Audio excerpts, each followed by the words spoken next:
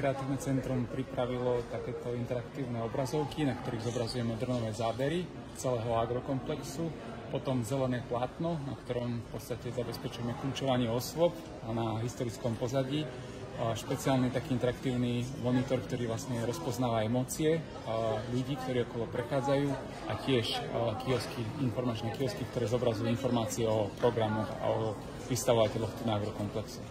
Toto zariadenie rozpoznáva základné mikroemócie, základných 6 mikroemócií a takisto parametre ako pohlavie, kde určuje aj pravdepodobnosť, s akou sa vie vlastne trafiť, takisto približný vek s rozhraním, alebo teda s rozpätím 10 rokov.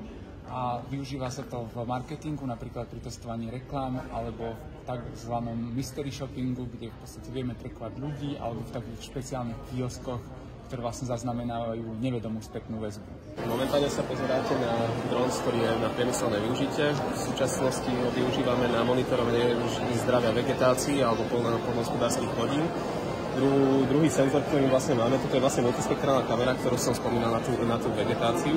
Druhú kameru, čo tu máme, je obyčajná zrkadlovka alebo fotogrametrická kamera, ktorá nám vlastne zabezpečí kontinuálne mapovanie terénu alebo vegetácie akýkoľvek časti krajiny, ktorú chceme, z ktorej môžeme vytvoriť 2D model alebo 3D model. Takisto to vieme využiť v stavebníctve, geodézii, napríklad pri odhadovaní kubatúr nejakých depómy, či štrku alebo nejakej pôdy celkovo. My konkrétne využívame 3D tlač na tvorbu urbanistických modelov alebo architektonických objektov pri výučbe urbanizmu, krajinného plánovania, ateliérových predmetov na Ústave krajiny architektúry.